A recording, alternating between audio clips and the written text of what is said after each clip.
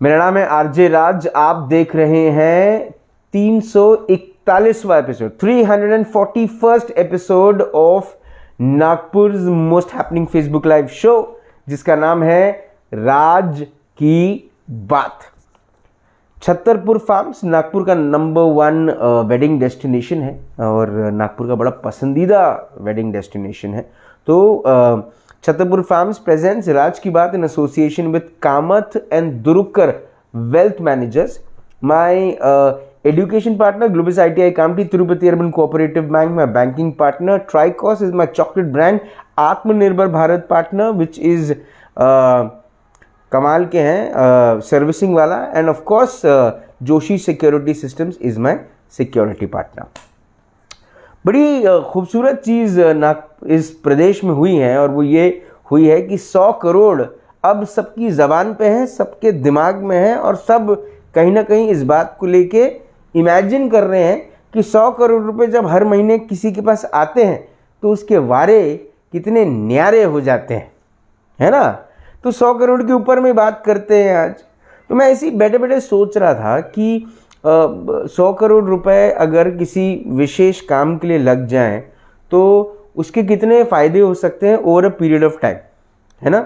तो किसी व्यक्ति विशेष के बारे में बात करके कोई सेंस है नहीं, क्योंकि अब वो किसने पत्र लिखा, क्यों पत्र लिखा, उसके पीछे का क्या कारण था, कौन इसका क्या माइलेज लेगा, वो तो वक्त बताएगा. उसमें मेरे बोलने नहीं बोलने से कोई फ़र्क पड़ेगा है नहीं.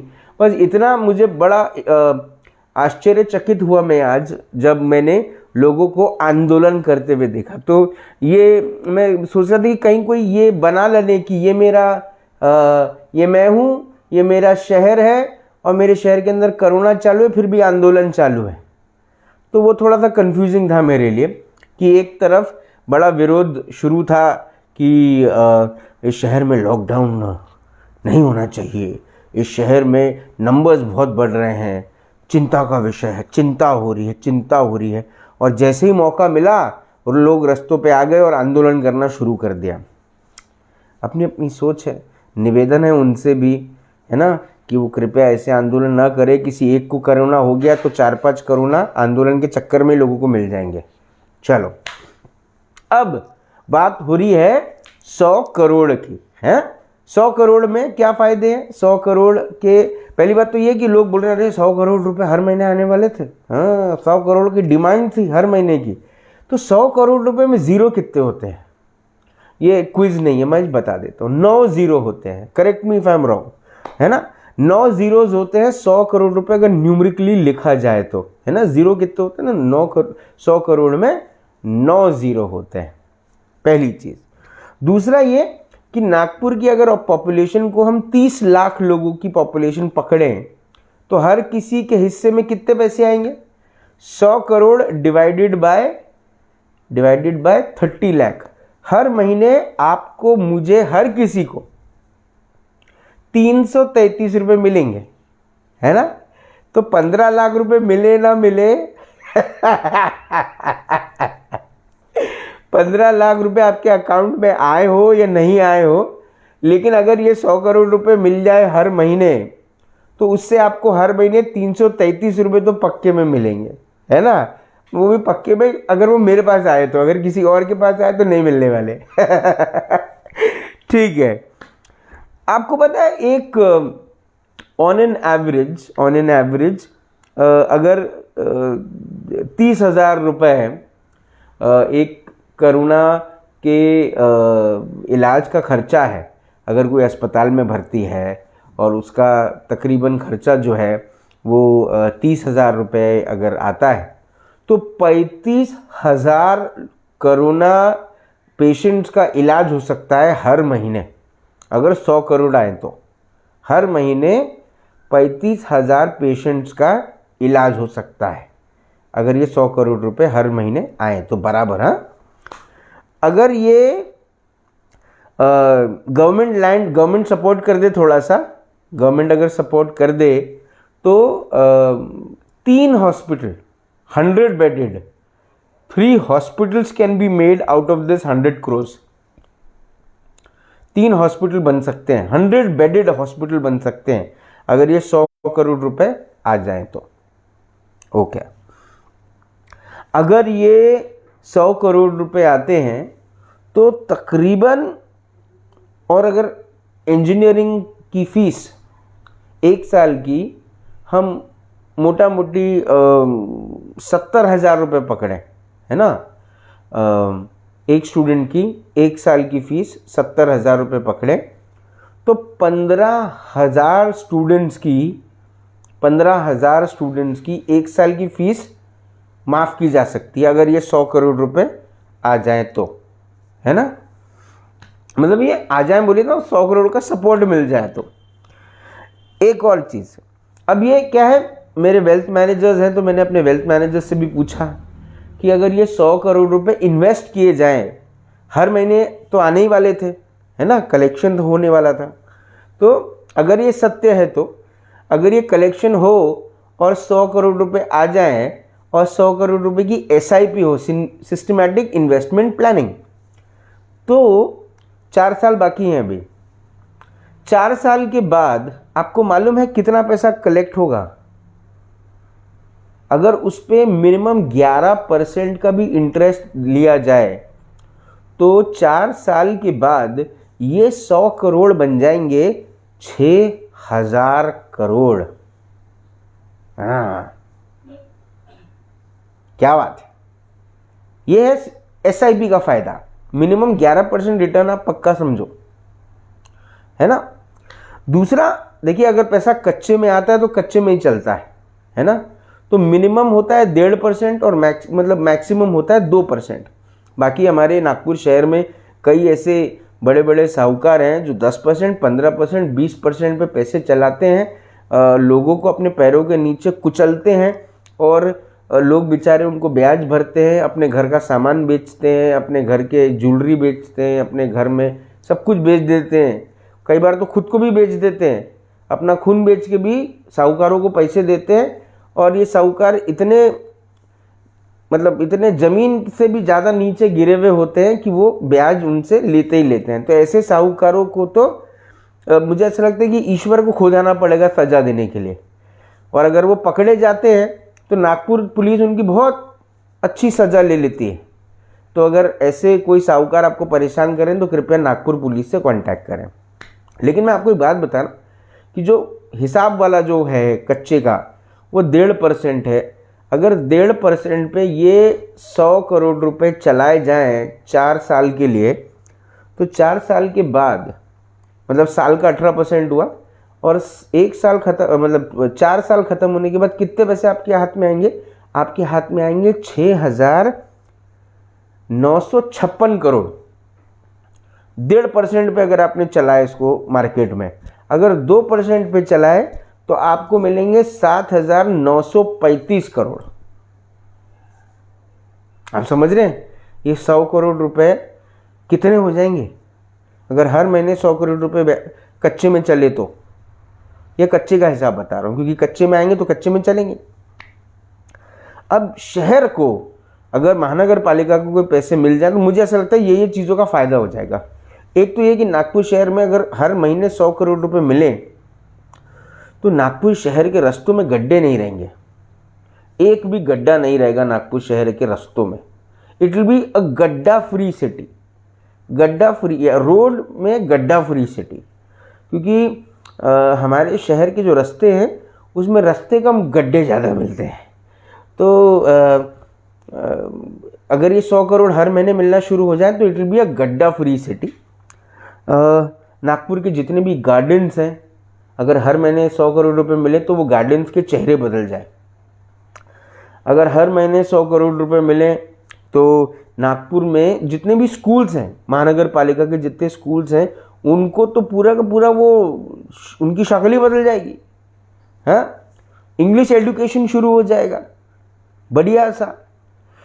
गरीबों के बच्चों को फ्री एजुकेशन मिलेगा 12वीं तक, अगर हर महीने 100 करोड़ रुपए मिलते रहें तो 12वीं तक फ्री एजुकेशन, और बिल्कुल हाई फाई स्कूल में पढ़ेंगे बच्चे। तो और इससे ये एक नुकसान भी होगा कि ये जितने भी महंगे स्कूल्स हैं जो माता पिता से लाखों रुपए की फीस लेते हैं हर साल, और उनके टीचर्स जो हैं वो आजकल कलेक्शन एजेंट बने हुए हैं, और उनके जो मालिक हैं स्कूल्स के, उनके बड़ी बड़ी गाड़ियों के EMI बाउंस हो रहे हैं, वो सब नहीं, मतलब वो कंटिन्यू होता रहेगा। अगर ये 100 करोड़ रुपए गवर्नमेंट स्कूल को मिले तो गवर्नमेंट स्कूल्स ही इतने बढ़िया हो जाएंगे कि बच्चे प्राइवेट स्कूल में नहीं जाएंगे, तो ये अच्छी चीज़ हो जाएगी। जितने दिव्यांग हैं, जितने भी दिव्यांग हैं जो एक तरीके से अपने परिवार पे, परिवार को ऐसा लगता है, दिव्यांग के मन में कभी ये बात नहीं आती, लेकिन परिवारों को ऐसा लगता है कि एक दिव्यांग परिवार पे बोझ बनता है, वो अपने पैरों पे खड़ा हो जाएगा जीवन भर के लिए अगर हर महीने 100 करोड़ रुपए उसके काम के लिए आते रहें तो। जितने भी स्पोर्ट्स पर्सन है नागपुर के, जिनको जीवन में आगे बढ़ना है, दिल्ली खेलने जाना है, टूर्नामेंट खेलने जाना है, आगे बढ़ना है, किट चाहिए, ग्राउंड चाहिए, सुविधाएं चाहिए, जीवन में स्पोर्ट्स में आगे बढ़ना है, उनको ये सब सुविधाएं उपलब्ध की जा सकती हैं अगर हर महीने 100 करोड़ रुपए का सपोर्ट मिले तो।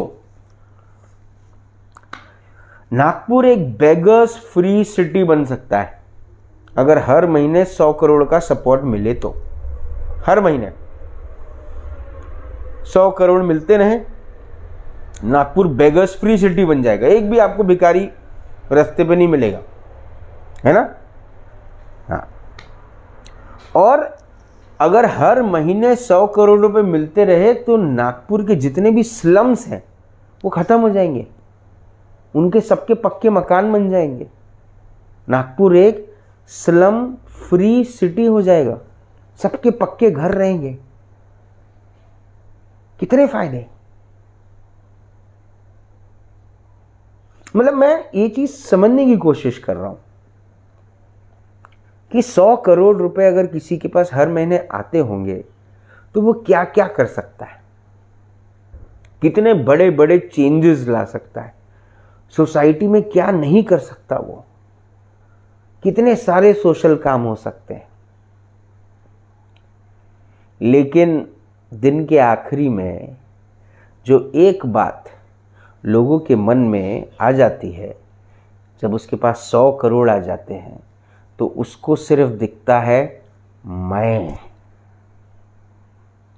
आए अंग्रेजी में, मैं, मेरा परिवार, मेरी इच्छाएं, मेरे सपने, और समाज अंडा, 0। जबकि 9 अंडे आते हैं, 9 जीरोज आते हैं, लेकिन फिर भी लोग उस फिगर को देखकर, 100 करोड़ रुपए हर महीने कलेक्शन को देखकर आंखें चमचमा जाती हैं, टिमटिमा जाती हैं।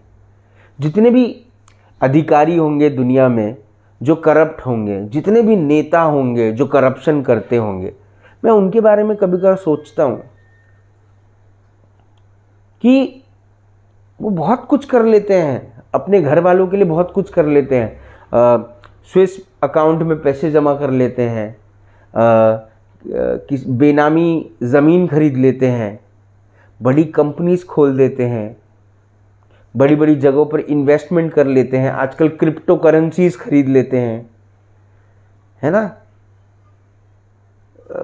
बड़े बड़े बिजनेसेस में स्कूल्स कॉलेजेस बना लेते हैं, हॉस्पिटल्स बना लेते हैं, पर समाज के लिए क्या करते हैं, दुनिया के लिए क्या करते हैं। कोरोना काल ने लोगों को शायद अभी तक ये बात नहीं समझाई, कितना टाइम लगता है किसी को कोरोना वायरस डिटेक्ट होने में, कितना टाइम लगता है, इन्फेक्ट होने में कितना टाइम लगता है। और ये नेताओं का तो काम ही है भीड़ में जाना, ये अधिकारियों का तो काम ही है भीड़ में जाना। 1 सेकेंड में, ऐसे 1 सेकेंड में हो जाएगा इनको कोरोना।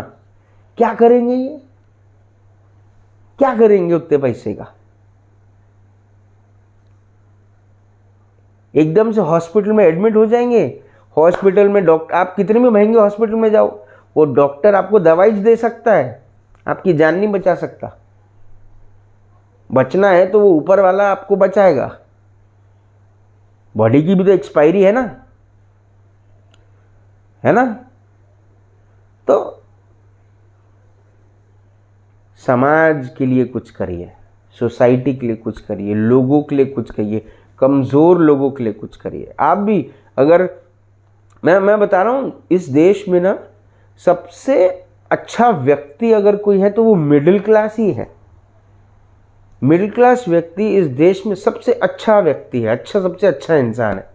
कम से कम कोई गरीब आता है उसके पास, तो अगर उसके घर के गेट के बाहर आता है कोई गरीब, तो उसको वो कम से कम रोटी तो दे देता है, 10 रुपये तो दे देता है। अमीरों का तो ड्राइवर लोगों को, गरीबों को बोलता है चल चल, सिक्योरिटी गार्ड भगा देता है। गरीबों और जो लोअर क्लास लोग हैं उनके पास देने के लिए नहीं है, वो खुद का करेंगे या दूसरों का करेंगे। मिडिल क्लास व्यक्ति हर किसी के लिए कर रहा है, वो गरीबों के लिए कर रहा है। वो अमीर जो प्रोडक्शन करते हैं, माल मार्केट में लाते हैं, वो मार्केट में माल खरीद के अमीरों के लिए भी कर देता है। सरकार मंत्री जितने बनते हैं वो जब वोट मांगने आते हैं ये भोलेपन में वोट भी दे देता है, लेकिन रास्तों के गड्ढों पे गिरता कौन है? लोअर मिडिल क्लास का व्यक्ति। किसके घर में पानी की प्रॉब्लम आ जाती है? मिडिल क्लास आदमी के घर पे। किसको आए दिन पैसों की तंगी होती है? मिडिल क्लास व्यक्ति को। किसके सपने अधूरे रह जाते हैं? मिडिल क्लास आदमी के। 100 करोड़ अगर कोई हर महीने शहर के म्यूनिसिपल कॉरपोरेशन को देना शुरू करे, शहर की व्यवस्थाओं को देना शुरू करे, शहर के जो नीडी लोग हैं उनको देना शुरू करे, तो ये शहर ही नहीं, ये दुनिया बदल जाए। ये दुनिया बदल जाए। ये थॉट अच्छा है, क्योंकि हकीकत यही है कि आपको आधी रात के 2 बजे 3 बजे कब हार्ट अटैक आ जाए और आप निकल लो, ये ना आपको मालूम है ना मुझे मालूम है, हम किसी में से किसी को भी नहीं मालूम है कि कब हमारी यमराज हमारे लिए एग्जीक्यूटिव भेजेंगे कि भैया इसको लेके आ जाओ अभी। तो जाने से पहले हम कुछ तो ऐसा करें। हम रोज रात को सोते हैं इस उम्मीद पे कि कल सुबह होगी, है ना, लेकिन अगर सुबह नहीं हुई तो क्या करेंगे? तो सुबह रात होने से पहले जो पूरा दिन है जो हमको मिला है उसमें हम कुछ तो कोशिश कर सकते हैं। और वो किसी ने खूब कहा है कि दुनिया में लेके आए हैं क्या, दुनिया से लेके जाएंगे क्या, पर जब जाएंगे तो तुमको याद आएंगे क्या। करें कुछ ऐसा काम जिससे दुनिया ले आपका नाम।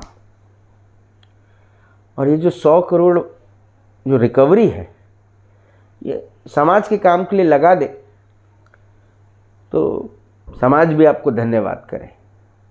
लेकिन कोई भी कमाई जो सही नहीं है, रॉबिन हुड को भी हमेशा लोगों ने इसलिए तो पसंद नहीं किया कि भले वो अमीरों से लूटता था, गरीबों में बांटता था, लेकिन चोरी तो चोरी है साहब। और वो चोर छोटा हो या बड़ा, चोर को चोर ही कहा जाता है। कल शाम को 5 बजे होगी मुलाकात दिन राज की बात। तब तक आप अपना ध्यान रखें, सुरक्षित रहें, स्वच्छ रहें, स्वस्थ रहें, मस्त रहें, खुश रहें। अगर आपकी किस्मत में 100 करोड़ रुपए लिखे हैं और ऊपर वाले ने तय किए हैं तो आई एम श्योर उसने उम्मीद की होगी कि आप बहुत मेहनत करेंगे और वो आपको एक दिन 100 करोड़ रुपए ज़रूर देगा। पर अगर आपने सोचा है कि आप 100 करोड़ रुपए हथिया लेंगे तो फिर साहब आज तो आप कर लेंगे, लेकिन कल का क्या? कल का क्या? कल शाम 5 बजे मिलते हैं हम। तब तक जिंदा रहिए, मास्क पहनिए, सोशल डिस्टेंसिंग का पालन कीजिए। कल से लॉकडाउन शुरू हो रहा है 4 बजे कृपया घर के अंदर में सिमट जाइए। जिंदा रहें। जय हिंद।